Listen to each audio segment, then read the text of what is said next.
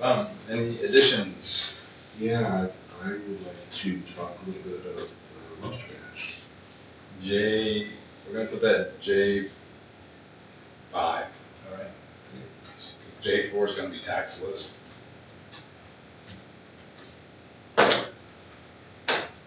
So J4 is tax list, J5 is lobster match.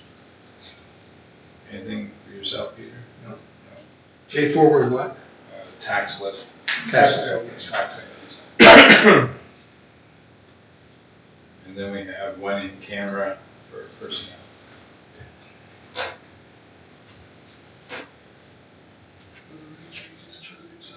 All right. Oh, motion to accept the agenda. So moved. Seconder? Second. All in favor? Aye. Opposed? Motion carried. Minutes of the previous meeting, July 5th. July 5th. Motion to accept as presented. All right, do you have a seconder? Second. All in favor? Aye. Opposed? Motion carried. Special meeting, July 19th.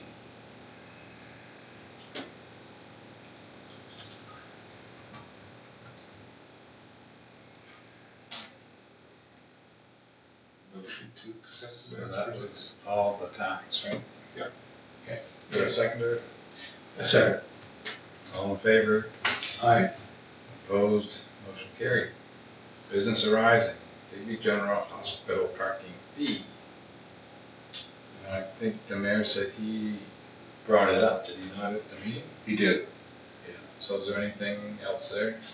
Okay. Mayor Cleveland was, according to the minutes that we had, Mayor Cleveland was going to draft a letter, but I haven't seen it. Okay. So we don't have a draft letter yet? No, we don't. Okay.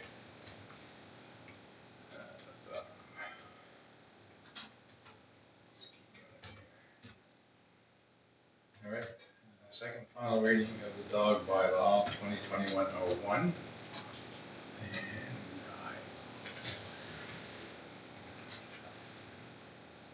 I didn't see that. No. All of it? so this is the second and final, right, Tom? Yeah. Final, final reading, what happens is then we advertise that it has been passed, and once that advertisement has been published, then it becomes law at that point, so. Okay, can I get a motion for the second reading? So moved. Secondary? Second. All in favor? Aye. Opposed? Motion carried. Moving on to affordable housing area, I think that dealt with the letter that you had drafted to the Premier. Yeah. And there was a letter, and I haven't had a chance to look it over, that come from us. That came from NSFM. NSFM concerning this and the announcement, and I guess in a nutshell, I think they're looking at a committee, and this is the government telling them that they want participation from the NSFM, and so there is going to be apparently now. The letter was wrote, I think, before the call of the election. So, the election's going to delay things, but there is going to be, and I think as far as the letter that is drafted to the Premier, we may as well sit on it.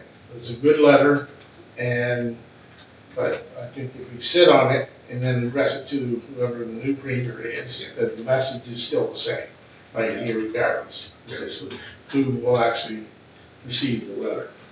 So that would be my recommendation, that we just wait until after the election, because Because if you lose, the letter's just gonna sit on somebody else's desk. yeah, Absolutely. yeah, it's just gonna, might as well sit in our offices, sit somewhere else, and then it not get forwarded, especially if he's not returned with the premier, so. We are moving forward with our little group. We have a good start. We've got some plans under works. We got some prices for, to do us, because the government has funding right now for the innovative solution.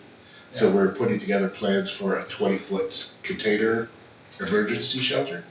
So that would be basically available in the town of Digby to a mental health patient or someone from senior safety or whoever needs it, that would be booked in at a certain length of time and then they'd have to move somewhere else. You've got something at least for an emergency. So do we have to change any bylaws for that or any zoning?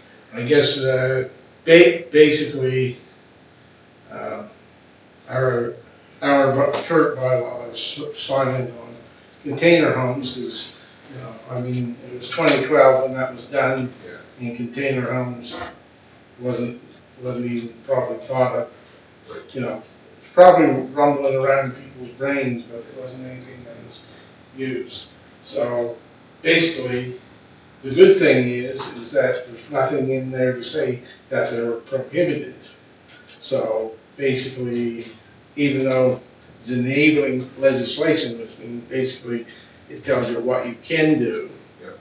And so, you know, we may be able, until we do our next review of our MPS and LUB, that should be probably within the next year, we should start looking at that and looking at different things. Yeah. So I think basically, in the meantime, for something like that, as long as we don't have an explosion of them, that, and depending on where they're situated, we'll hear more if we put them in a higher class neighborhood or whatever, right? But, I mean, we're not, no one at the table has said it's just gonna be a square metal box. I yeah, mean, we want to actually look, you know, yeah. roof exactly. on it, you know, aesthetically pleasing. I mean, the thing is, the mini homes, I mean, it's not specific, mini homes aren't specific, but we use the same thing as a mobile home, right? Yeah. And, so technically, the only difference, these don't have wheels on it or never did, but the mini homes don't have wheels. Yeah. They're trailered in and dropped, right? So that's why, what I'm thinking with my development officer's hat on, if somebody comes and says that, you know, I want a permit to put a container home somewhere, then it'll be given just consideration, that's for sure. It won't be no right out of the gate, right? It'll be depend on, you know, number one, where it's gonna be located, and that type of thing, because, you know, you don't want it in our higher assessment areas, because everybody will be complaining about putting my assessments down, right? So, or, you know, our market value is going to drop because of it.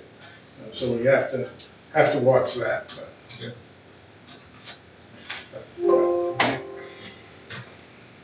All right, under reports, Digby Area Recreation, that report is in your package. We did have a splash pad meeting last Wednesday, and 7 people showed up to it. It did go really well. They did form a committee type thing. There's a couple people there that were big fundraisers.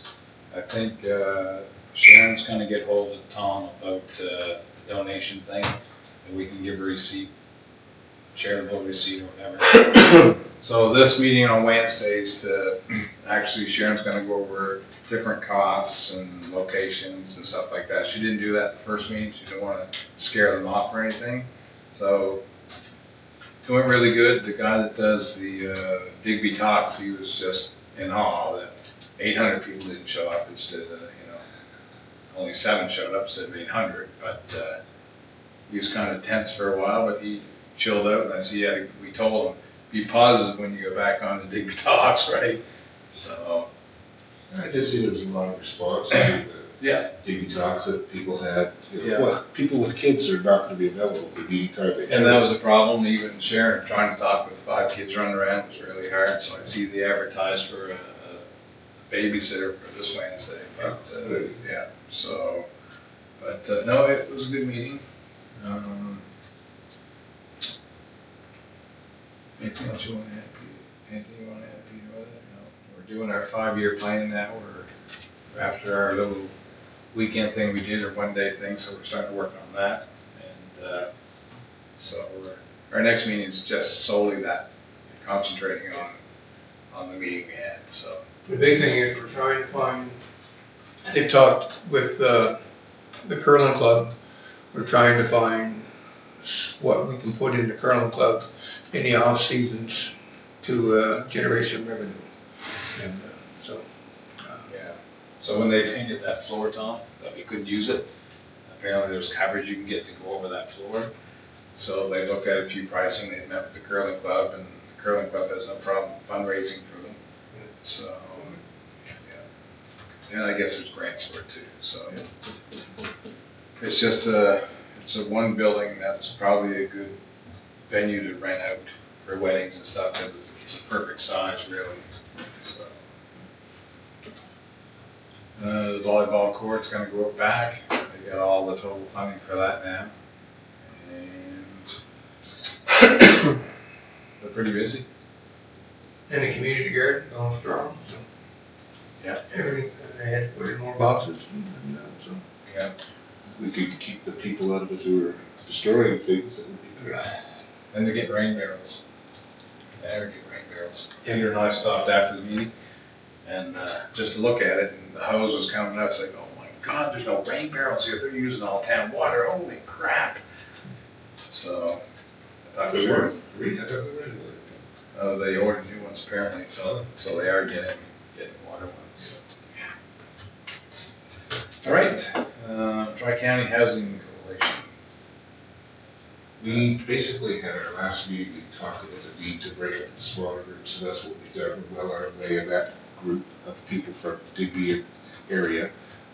We're going to have a little talk with Warden Gregory on Friday, just informally at Tim's, to try and bring the county on board and up to speed with what we're doing.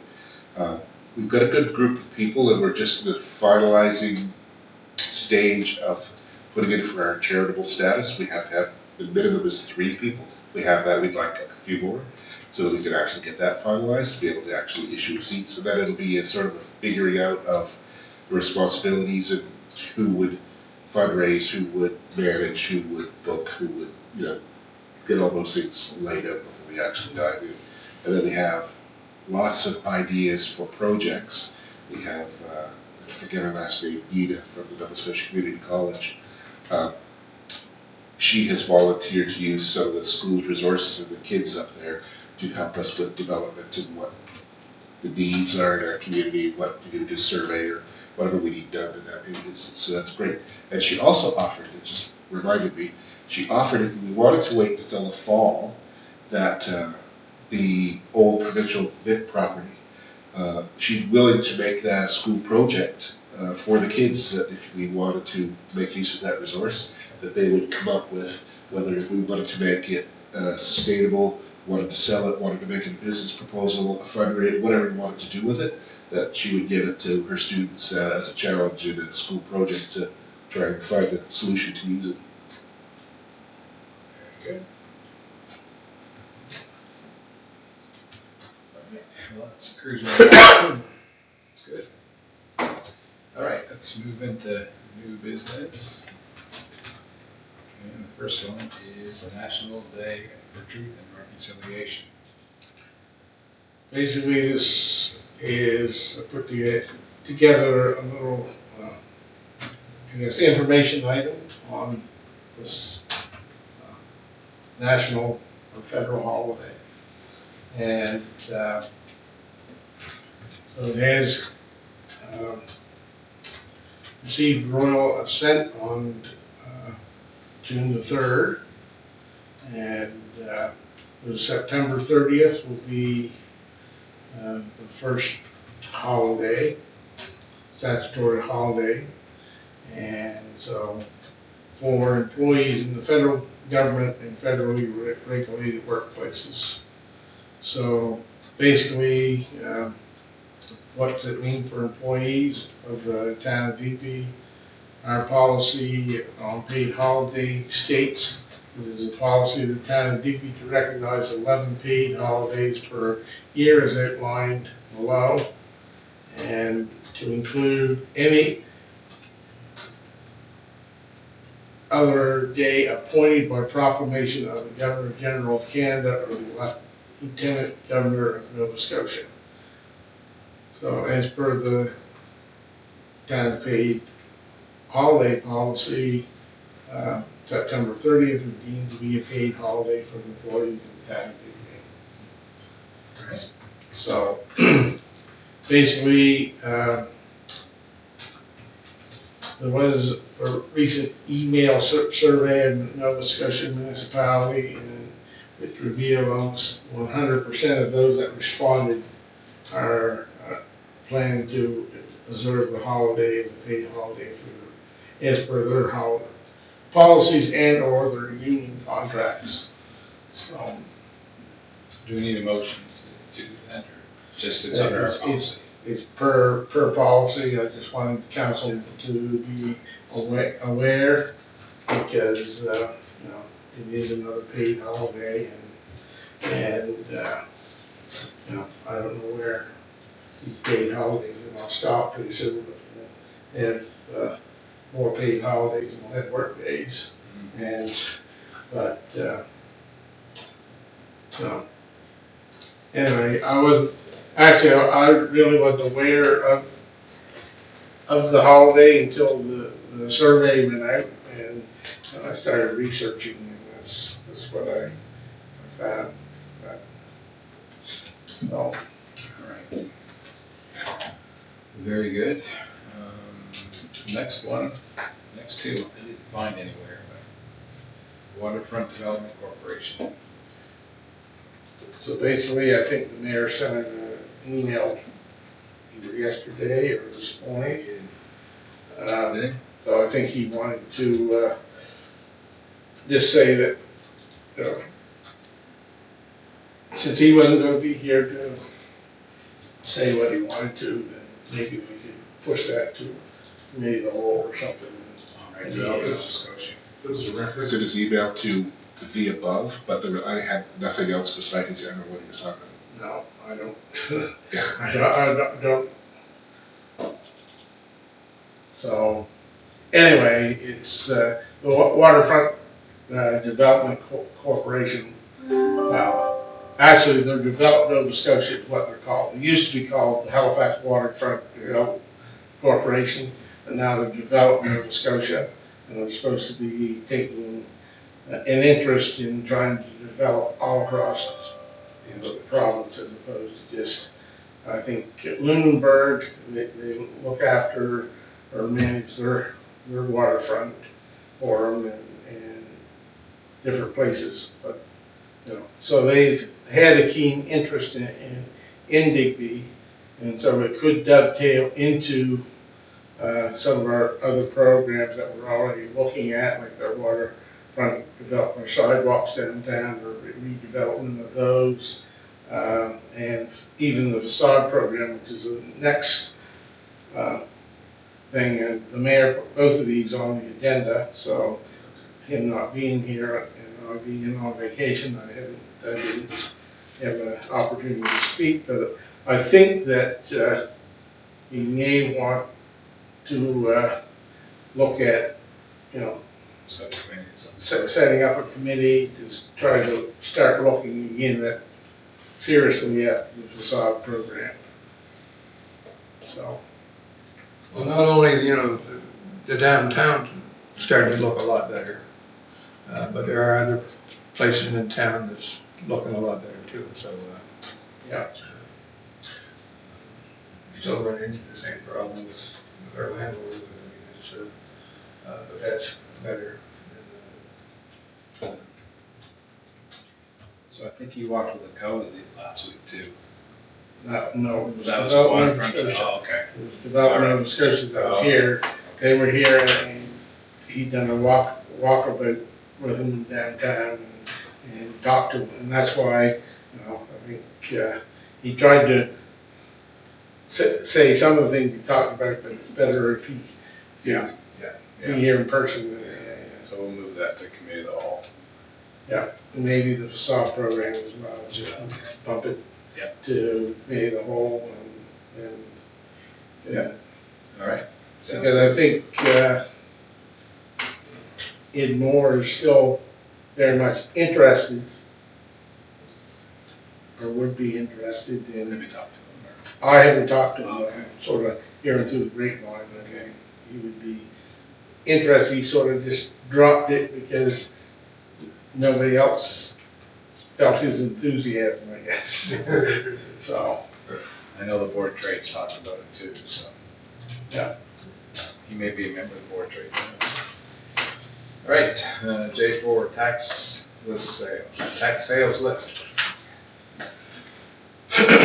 Okay, so basically, as of the 2nd of July, 2021, we have 7 accounts that are in tax sale position. And the total owing of the 7 accounts are $41,504.20. So basically, you've got, now, there is another one that is sort of, we call it a special case, and we're not able to take it to tax sale because it's to do with the fire rate and to do with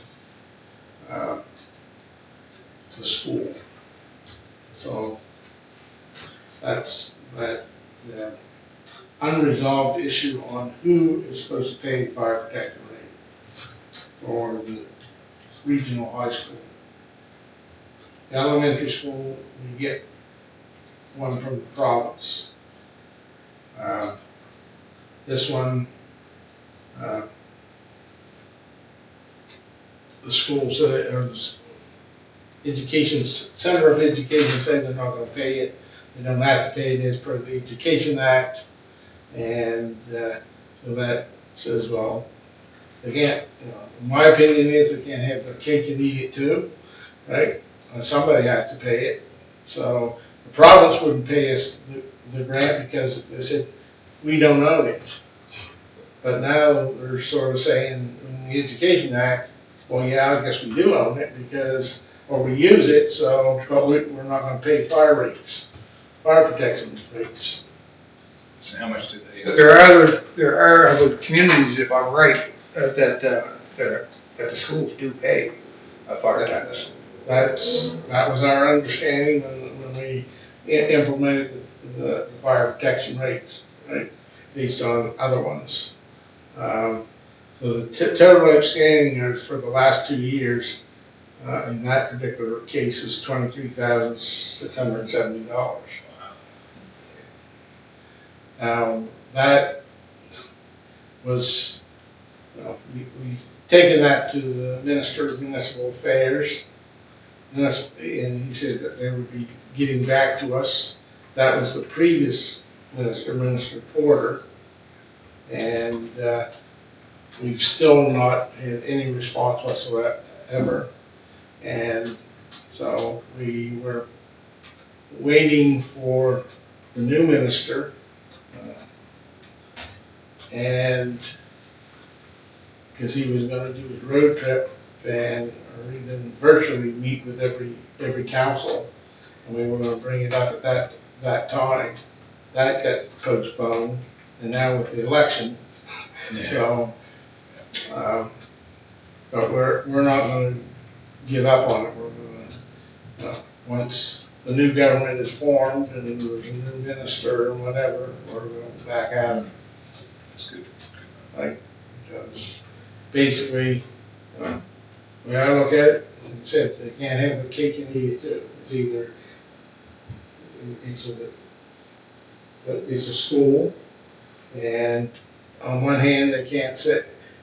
They say, well, it's not provincial because it's still listed in the town's name, right?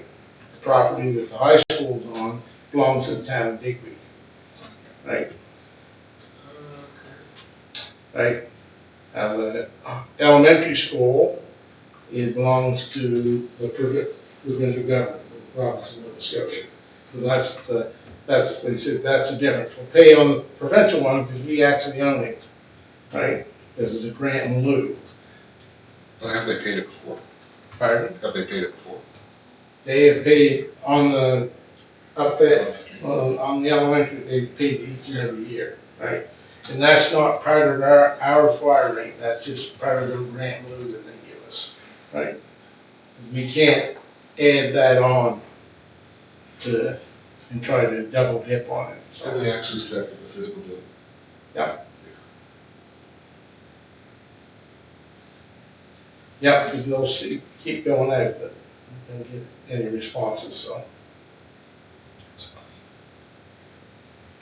But anyway, basically, yeah, we have 7 accounts that are eligible to go to tax sale. So as per our policy, the tax collection policy, the process will begin by sending out notices to these individuals saying that, they're due for tax sale, and basically they'll follow the protocols, and usually they'll get whittled down because if somebody has problems paying taxes and they come in and will enter into us a payment program, then that takes them off the tax sale list. We won't sell them for tax sale because as long as they keep up with their payments, right? So we try to really try to work with people because basically that's not my favorite part of my job, is selling people's houses out from under, right? And the law is on our side, but it's still not pleasant, especially if it's an occupied home. If it's a vacant home, it's not too bad. A part of a foreclosure or something. Anyway, so hopefully we may end up with only 2 or 3. Maybe we'll be really lucky and not end up with any on the tax sale list. So. When's the next tax sale date? When is that date? I would say that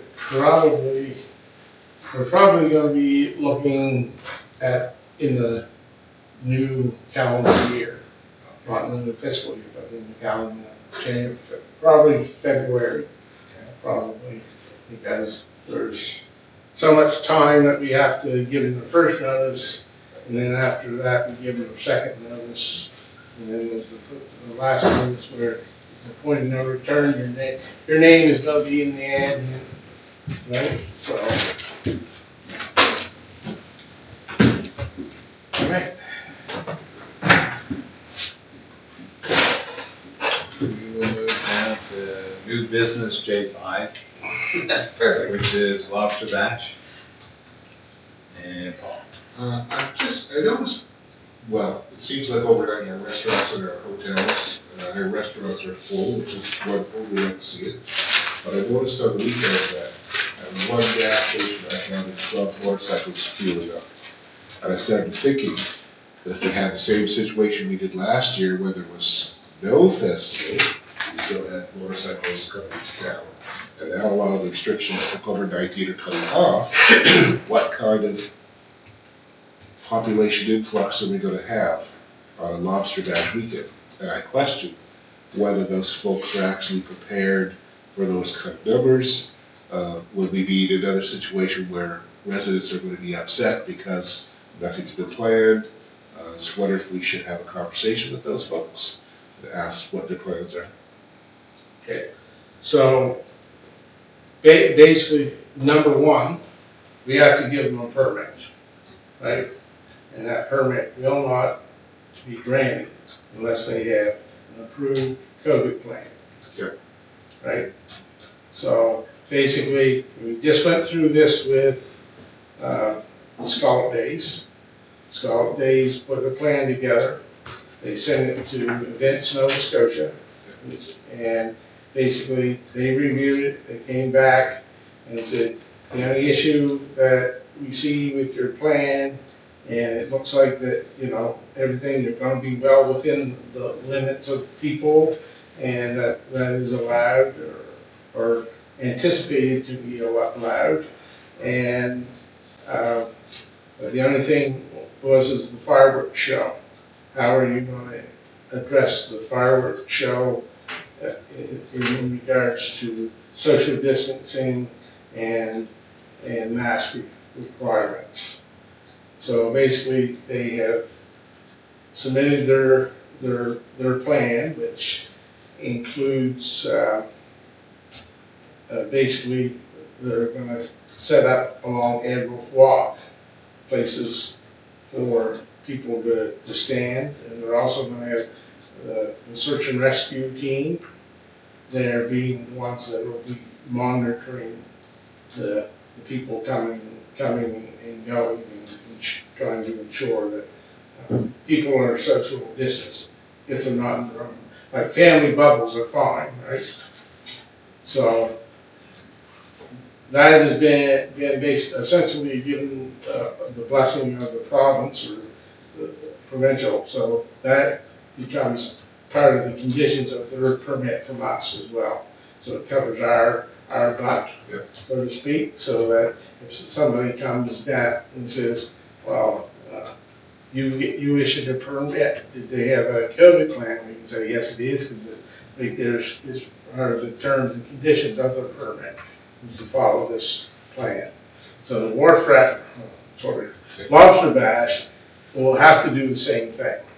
Now are going to be bigger, I would say, and whether they're going to have fireworks or not, I don't know. I do know that I was approached by one of the committee members to ask whether I would sit down with them to help them sort of prepare their plan, like to submit to the province. I haven't heard anything further, but I do know that, before we'll issue the permit, they'll need to have that COVID-19 plan in place, right, on how to address things. And that's why Scallop Days made their festival so much smaller, and essentially, other than any vendors except for what's going to be part of the farmers market. Yeah. So the farmers market is going to run for all 3 days, Friday, Saturday, and Sunday, under the Scallop Days umbrella, right? And the other vendors are all going to be in Digby Center because they want an area that they can control, people coming and going, right? So, and that's where the entertainment's going to be at Digby Center Stage. So they'll be able to sort of try to control that. Well, Lobster Bash, Do you think that we'll be out of some more of the restrictions by that date too? It's quite possible. It all depends on how we fare and basically what the election ends up being, what the results of the election are, right? I mean, if the Liberals return to power, then I would say that probably he's going to push on with the plan that he already had in place.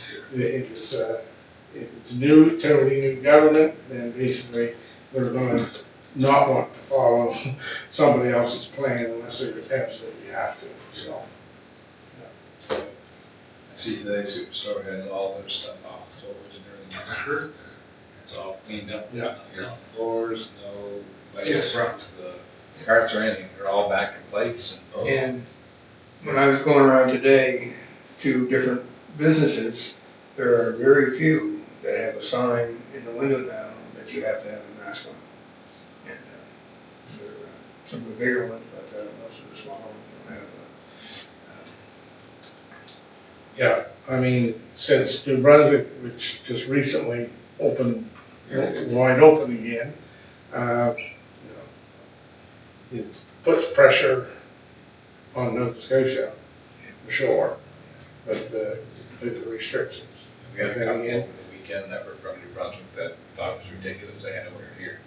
Well, when in Rome, here, right? Yeah, well, that's the thing, one thing for sure, if the thing was reversed, they wouldn't like it if we went over there and done what we could do in Nova Scotia over there, and it was against what they were doing, so. The one question I have with Lobster Bash going on the Natal Day or the Labor Day weekend, and that is the weekend that is traditionally the Wharf Rat Rallies weekend. So, in another year, are they going to pick another date? Yeah, I would say that apparently what I've been told was they consulted with the Wharf Rat Rally before they made the move to move it. And my understanding is that it's because the Wharf Rat Rally isn't taking place, and they had to move theirs from July for obvious reasons. And we're hoping that by the end of August, things were, or 1st of September, things might be a little more open. And so, my understanding is that there's an understanding between the two groups. So, yeah.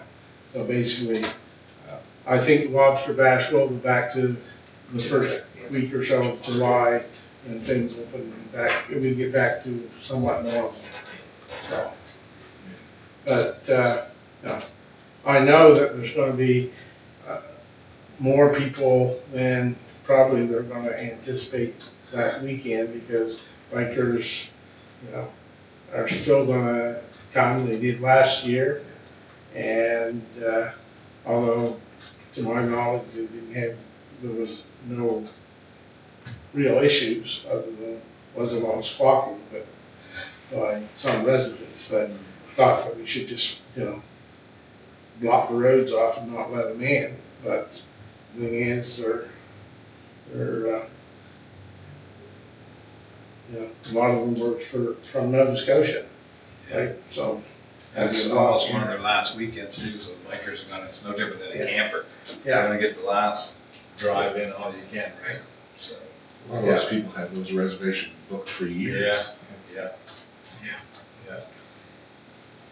All right, so does that answer your Lobster Bash? So. Yeah, no, wait till November, what yeah. the plan is, yeah.